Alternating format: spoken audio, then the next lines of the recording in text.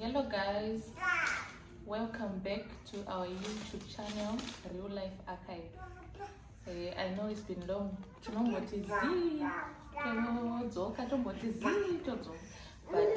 now we are back. Saka nasi video rachida nasi ndere grocery ratenga here in SA, tatenga from Macro, then rimwe from Spar. No grocery rinotipedzera mwedzi pana. But hazvisiri zvazvo zvese zviri apa, pane zvimwe zvatisina kutenga zvirimo already zvakasara from last month. Saka munogona kuona kuti pane some of the basics anenge asipo, like rice. Zatinototenga rice because tichine rice from last month. Saka toda kuti titaure nezvatatenga nhasi zvemariri apa pamareceipts edu. First receipt check Macro total e 1.753, 1,753. That's the total here. Then kuvatazopedzisa zvimwe kuSpar zvoita 961. So total yezvinhu zvinenge iri 1.763 plus 961. Inoita chiendipo calculate. Okay, let me use this one. Efficiency on CC 961 plus 1,753. Saka total grocery resaratatenga nasi it's 2,714.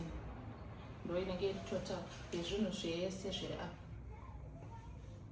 Saka tikaburitsa item by item tichikuudza neprice kuti inenge iri mari, then toona kuti 2.7 kunoko kana kuri kuZimbabwe iri ma-US dollars inenge iri about 150 maybe, ndizvo maybe $150. Saka toona kuti kuZimbabwe tinogona here kutenga grocery rakadai so futi ne150 kana kuti nerishoma kana kuti rakawanda mini. Saka ndo zvatoda kumboita kombe kuti tikapa munhu 150 kuZimbabwe anogona here kutenga the same grocery rakadai so ari kuZimbabwe, kana kuti kunoko zviri nani kana kuti kuZimbabwe zviri nani. We just want to compare kuti zvinenge zvakamira sei. Saka ndoda kutanga nethis receipt yekuMacro kuti zvazvo zvakamira sei. Then first item iripo pane mixed portions chicken 5 kg. Motoita muchindibatsira plastic 5 kg mixed portions yanga ichita 199.95.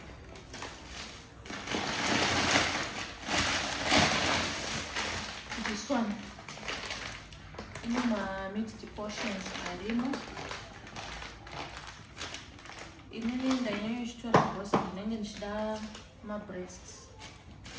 Ndine tumamesonsa ndinenge ndichishandisa mabreasts. Saka mabhedhai anenge akawanda mabreasts. Ndosaka ndichida this thing chaita 199. Saka kungoti that's 200 rand. Then pane Sapuma extra large eggs anga ichita 66.95 per crate. Tatenga 2 crates ndiwo aya ma-extra large eggs. But munongozama ma-extra large unogona kuona ari ma-large subjective extra large kana kuona ari uri ma-small zvoenderana nokuti iwo large yako inenge yakaita sei. But anga achiita 66 per crate, so added 2 crates, that's 133 rand 90. Then tatenga AP Max yekuzora 104.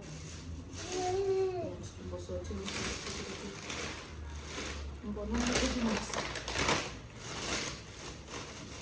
that one.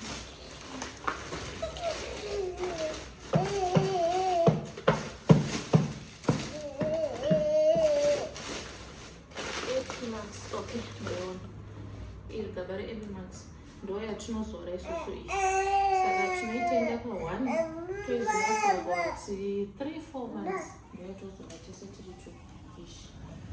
Inoita yangaita mari 104. Then tine Sunlight Auto washing powder ndiyo inave 3 kg and shanachokudzeka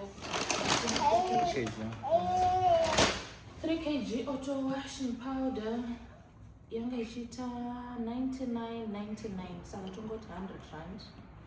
Then pane full cream long life milk yanga ichiita 89.95 ndiyo inirapa box ane 6 ma1 liter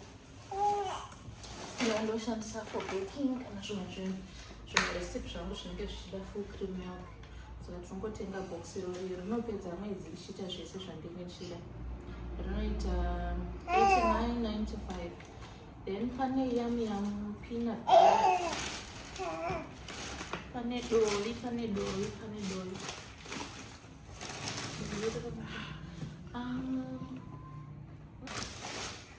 Okay. Tine yam peanut butter redu iri ranga richiita 88.95 saka kungoti 89. Then tine mapurity asisi vadiki isnake yavo yemaskati yavanodya purity yavo. Saka tatenga 2 tuma 6 pack 1 takachita 84 rand ka 6 pack up. Saka twanga turi 2 aminoti kama kasho kari mopi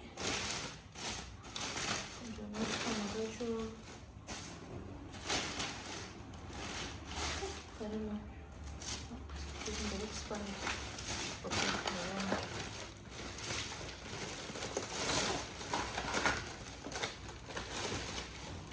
yeah. Ndo twaanodya maskati twanoita snake yake yemaskati. Saka tinongotenga tuma flavors twakasiyana. Iyi ndepear and yogurt.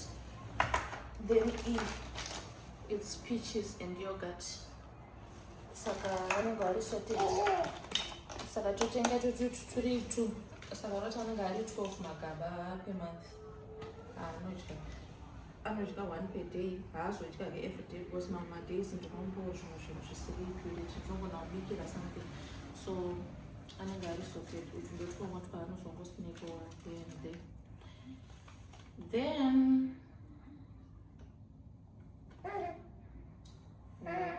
purity. Then tine snowflake cake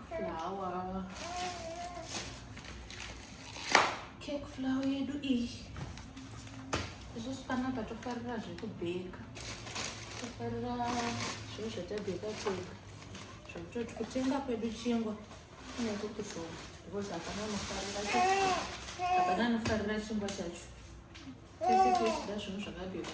Saka tinongoti nhasi tikada kuita ichi mangwana tikada kuita ichi mangwana tikada kuita ichi. Saka nongomeka sure kuti ndine flour inondipedzera mwedzi. Saka kazhinji ndoshandisa 3 ma 2.5 kg.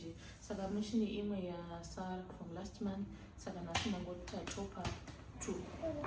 Saka tozoti mwedzi wese tinenge tiripo tichibheka zvatinenge tichida. Handizolimitswe nekuti ndinenge ndisina flour. So yanga ichiita 73.99 dziri 2 each. Yanga ichiita 36.95 low price yeflour 36.95. Then tine clover processed cheese. Ndakaona pane vanenge vachichema kuZimbabwe nenyaya dzecheese kuti inodhura.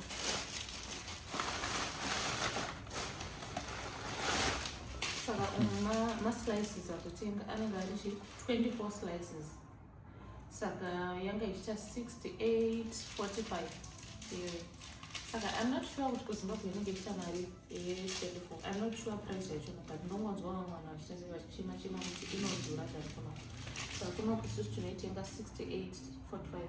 Tikada kuiconverta to US dollar 68.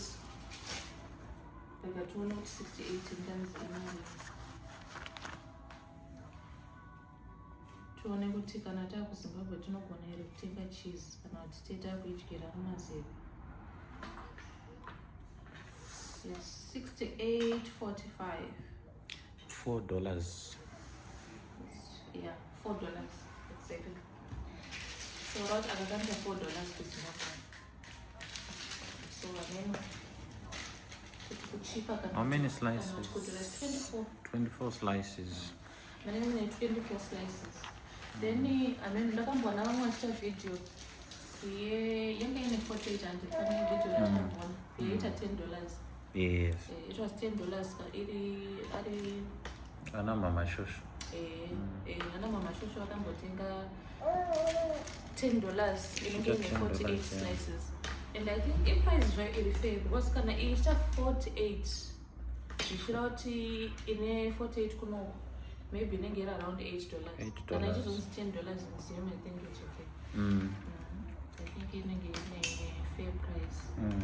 Then tine brown sugar. Brown sugar tatenga 3 kg. Usually pamwedzi isusu tine tichida 4 kgs sugar because inenge ichishanda pabaking. Ndinoshandisa sugar for baking, then tozoti tea plus tea munomene yemwewo zvayo tinonwa tea steric plus tinoita late night tea zvopedza sugar. Saka tinoshandisa 4 kg a month. So apa kune half yakasara from last month. Saka takangotsvaga tichenge 3 kg plus taona kuti kutenga 3 kg iri cheaper than kutenga ma 2 kg 2 kg. Saka ndo yatiri kungoshanda nayo. 3 kg yange ichita 65.95 ndo price. Saka which is around $44 ikoko. Then pane cooking oil. Cooking oil tatenga 1. Was pane imwe ndakatovhura from last month panira grocery last month. Pakasara imwe cooking oil. Saka panangotenga top up pamwedzi tinenge tichida 2. Saka for this month yandakavhura mamanje nei tinopedza mwedzi zvakanaka. Then tine nyala super maize meal 5 kg. Ndo watotenga wakanzi nyala ndo unonatotitira unobika sadza rinonaka chaizvo. Ndinototenga saka wanga uchiita 59.95 5 kg pamwedzi kazvinotoda 10 kg kana tikanzi that month tikudya sadza sterek i 10 kg but kana tisiri kunyanya iri kuita zvesadza 5 kg 5 kg sometimes unogona kusagera. Saka it depends kuti mudziyo wetunotoera kuda here zvesadza kana kuti hatisi kunyanya kudyira sadza it all depends. Saka this month tangodecida kuti tikatitenge 5 kg and then tinoitirebo ne5 kg. Then tatenga mapotatoes 7 kg yange ichita 59.95 saka tongoti 60 rand. Then I mean tichizokombera kuZimbabwe 7 kgs. 7 Mari? kg yange ichita let's say 60 rand. It's 59.95 yeah. So it's 60 rand. $3.56. $3.56. Yes. I'm sure potatoes kunoku are cheaper. Because ukaona 5 kg kuZimbabwe inonzi how much? 5 kg inenge ichinzi mari 7 kg is $10. $10. Yeah. Yeah. $8 to $10, I think. $8 to $10. Saka I think mapotatoes anenge akati chipe zvavo. Isusu tinopedza mwedzi neiroriti riri 1. Kana taiyawo munoshandisa sterek tinozoita top up pakati pemwedzi tinoitirebo ne7 kg a month. Then tatenga matomatoes. Matomatoes anenge atichipe mazuva ano zviri nani. This is 1 kg yange ichita 25 rand. Saka I think because I remember last month takatenga madomasi aita 42 1 kg aita 42 rand. So izvozvi zvaiva zvane takugona kudyawo madomasi zvakanaka. $50 $1 kg. Kudhura zvavo kunocompare to Zimbabwe. Yeah. Because kuZimbabwe ndakanzwana chichi unogona kuona chiita $15, $20 for 20. Generally, zvinenge matomatoes zvokurima kuZimbabwe I think zviri nani. Because apa ndikuona tine manga 3678 plus $1 for 8 tomatoes. $50 for 8 tomatoes. Yeah. Saka rati $1 unogona kutikabvisa 2 angari $1 for maybe 6. And unfortunately kuro kwatinogara haugone kuenda unotenga pamusika. Yeah. Kutongonotenga musupermarket. Kutongonotenga musupermarket. Kutongonotenga muspa.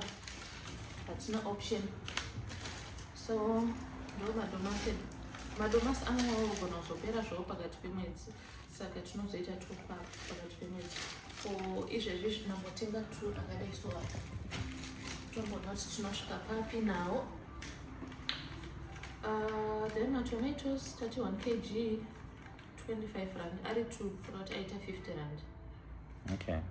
Then pane Ellis Brown mukaka. Ellis Brown iri 750. Ndakaona kuti kuEllis Brown kune ma 1 kg nema 750. Saka isusu tatenga 750 takaona kunge kutenga 750 kuri cheaper than kutenga 1 kg. 750 yanga ichiita 49.95. So tongoti it's 50 rand. Yes. Saka isusu ndo yatotenga. Ndatenga 1 pamwedzi tiwanzoda box iri nehalf. Saka mane half yakasara last month. Saka plus iri tinopedza mwedzi zvakanaka. Tichimwa tea. Kana tikapererwa neuyu tinoenda kufresh milk. Inenge iri kupa ne 6 atinotenga per month tinotombomaisa futi kuti. So ndizvozvo. Then tinaishe mustard, all gold mustard. Tine mustard sauce yedu ye-all gold. Ndoya tinofarira. Yanga ichita 45.95. Ndinowanzoishandisa mumarecipe angu anenge achida mustard sauce kana kuti ichiita machicken wraps ega tinomboita. I use this mustard sauce ye-all gold. It's 500 ml. Yanga ichita 45.95. Kuzima I'm not sure kuti inoita mari iyoyi. Then tatenga Comfort fabric soft now. Number 5.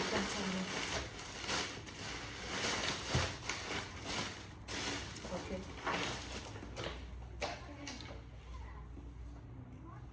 Senti yatatenga yamen.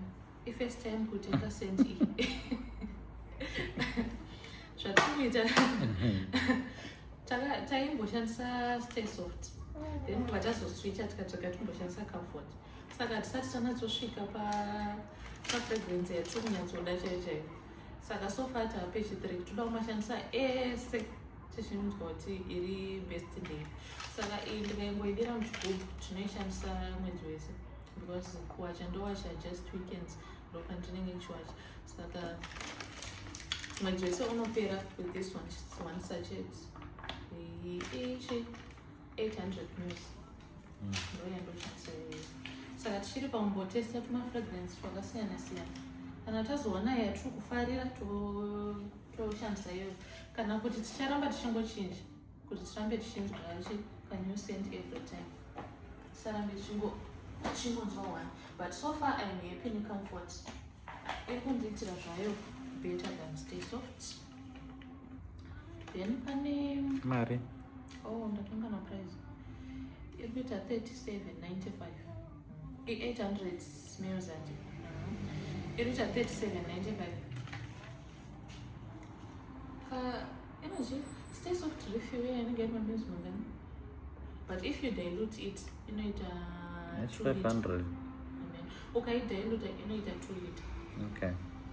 kuZimbabwe ikako I remember takatenga $2 refill kaiva. Kuno I'm not sure. Taitenga yemuzvigubhu. So I'm not sure price refill kuti inenge iri mari. So 37 is about around $8, $9. $8, $9 ikoko. For 800 mils. Because we take dilute inenge yaitwa boya kadai. Okay. So we take dilute. Saka itoko 800 mils itocho. Then tatenga ma apples 3 kg. 3 kg. Yeah, apples. My red apples. Tamatinga kumako ikoko. Amena kuti ifair price. Ndobona vanhu vanoenda kumarket kuti vanenge vachitenga maapple $4 esize. Yeah, kuZimbabwe maapples anenge anoti dhurei. Anenge achiteva kuma$4, $3 zvichipinda nesize. But isize iyi ndoona kuti anenge achiita $4 achona ndewaya. Apa I'm not sure mazvo kuti anenge ari mangani. But anopfuura 20. Yeah. I'm not sure but I'm not about tinozvona. But ari bhosho. Saka 3 kg kana apera tinozotenga pachotenga zvepakati pemwedzi for the fridge kana zvemufridge zvapera. Ndopatinozoita top up kwema-apples. Then angachita $37.95. $37.95 ndo yamaweka around $90, $80, $90. $37.95 maapples. Okay. Saka akachipa zvekudaro. Akachipa is $1 something. Kana $1 something ichitipa ma-apples more than 20. Then ungachinzi $4, yeah. Ma-apples akachipa. Then tine sunlight dishwashing liquids. Sunlight dishwashing liquids. Okay, sunlight dishwashing liquid 750 ndo yatotenga per month. Yanga ichita $34.99. Ikakwira mazvona. Taisitenga $20. Sure. Okay, it's mari? 20, taitenga $20. Kuizvozvo. Apa yaita $34.99. So it's $35. So yakwira. Yakwira. But yakanakirawo zvayo kuti sunlight inoti gare. Ndabva kudziurwa hanzi ndowanza. Hanzi ndikudira stereki. Pandadira ndichigeza maoko pandanzi ndikudira sunlight yakawanda stereki. Ndirawo zvekutya Mwari. But ukanoti iwe madiriro acho andandichita iwayo iyi ndoshandisa half per month. Ndoshandisa half per month.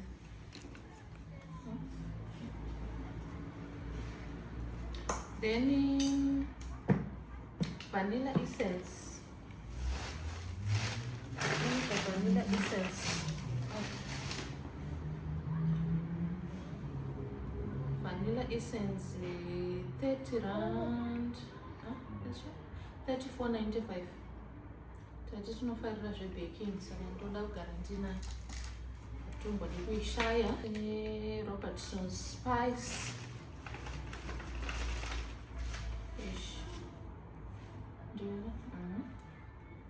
$31.95 ish. Ndo ndokushandisa mazuva ano ndokushandisa 6 gram. Ndikufarira indo my new favorite. Ndotenga tuma spice to one day. Maria is $31.95.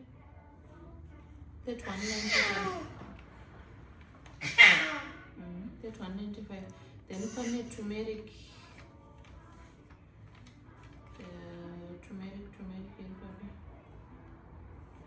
It's $15.95.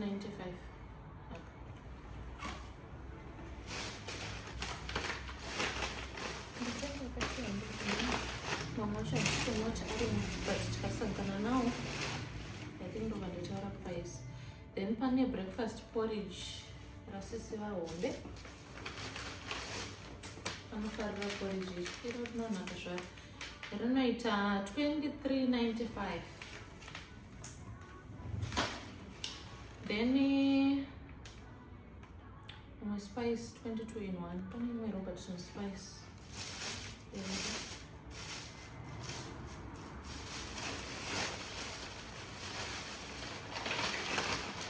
I'm just going to eat them up here.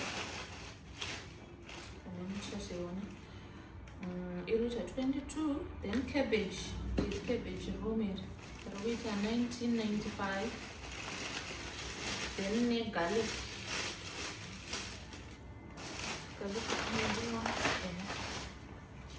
Garlic it will be 18.95. Then ikono and washing powder. I think I can washing powder washing machine. My socks which white I use this, watch it now. 700 garanti washing powder here is 16 rand 95. Then Heinz spice, I think it's turmeric. So turmeric will be 15.95. Then lunch bar at which you reached 15.95, less than $1. Then paper bags. Paper bags, 5 rand 56. I mean, I got it too. Saka shopping. Should not go shopping. My spice and nice struggle. Chicken spice. 22 rand 95. So, if you look at my crochet, say, je vais m'accrocher, c'est j'ai été à 1.753, 1,753 rand. Donc, je sais, je vais là, from market. Then, what else I think je vais Puspa. Puspa, look at the thing that I'm really what do you think of beef? Money, it's an stewing beef, then brisket. Then next time I do. Alright. Tatenga tuli tumaui yomatri saka zinema price alasiyana ish 650 grams ilikuwa 64.99 per kg mari. Per kg ilikuwa 99.99. Saka tunatumia 100 rand per kg. No price is too it's 100 rand. Then if brisket it'll be 114.99, so we're talking about 115 rand per kg. So now sausage will be 99.99 per month. Hey.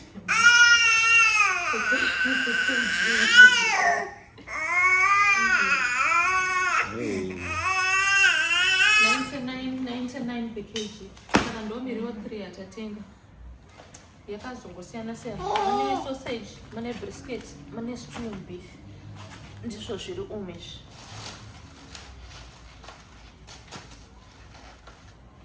Then panishi, yeah, sausage, brisket, then stewed beef.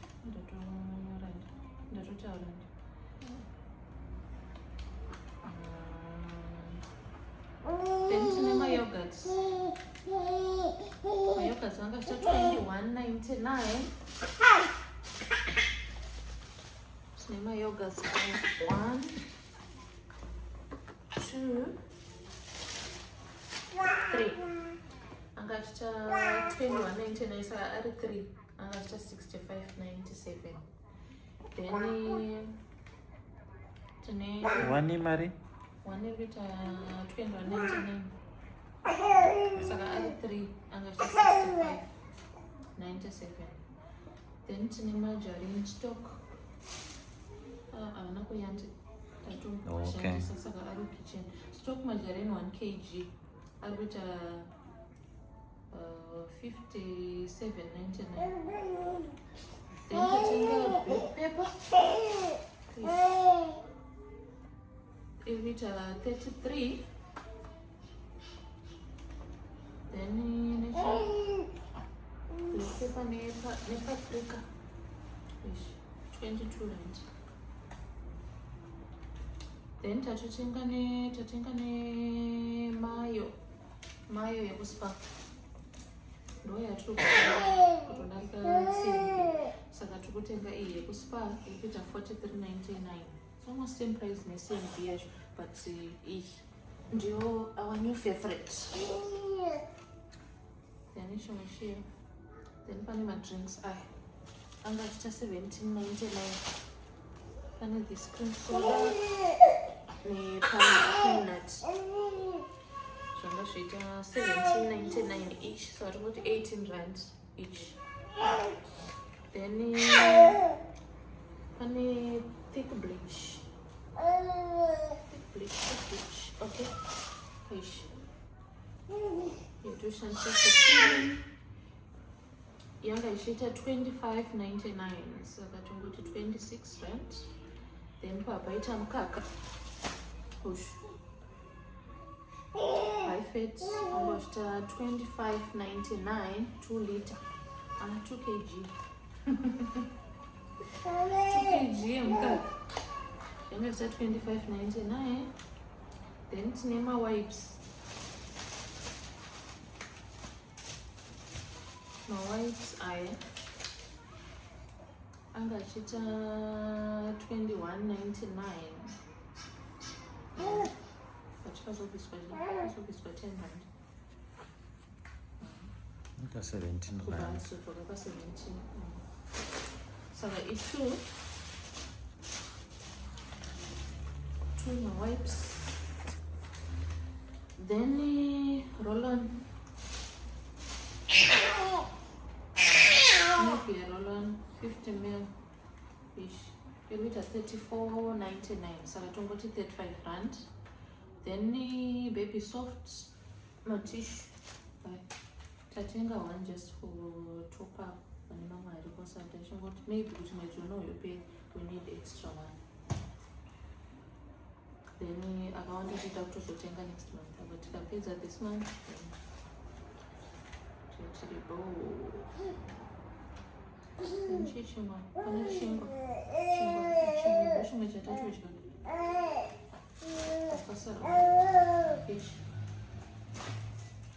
Shingwa chirikuita 18.99. 19 rand. 19 $19 something. 2 for 32 rand. 2 for 32. Ndo price yechingu. Promo. Okay. Pane pakanzi buy 2 for 32. Saka tatora 2. Saka 32 rand. 32 rand. Okay. Saka 2 for 32 rand. For what one chip 16 rand. Then my carrots. My carrots are under 12 rand 99. R2 25.98. 1 kg. So that's 2 kgs. Then my carrots. It's 25.98. Then can still on paper. I think the paper is. I'm just gonna press here.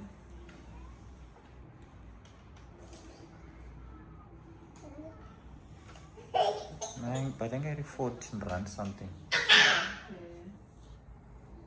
Yeah, my 14 rand. And the sweet one. Saka shopira. Saka ndo zvese izvokuspa zvava zvaita 961.26 ndo total izvi zvokuspa. So ndo grocery redu rese izvi ndakwana 2,700. Saka ndinoti vanhu munoti kudi 2,700. Yeah, 2,700 rand. Let's put it exactly money. So this is in preparation for relocation. Yeah. So 160. Getting into the frame of things with zvinozokwanisika here kuZimbabwe. Yeah. I mean, varipo ko vari kuZimbabwe munogona kuchibatsira kuti pa $160 it's exactly $160 yashanda. tinogona here kutenga semugrosari rakadai so patitorine basics twese tutoripo. Pane muriwo, pane mafruit like maapples, pane cheese, twese tungodaka. That's 160. That's 160. kuZimbabwe zvinokwana here pa160 tine $160 tinogona here kutenga zvinhu zvatipedza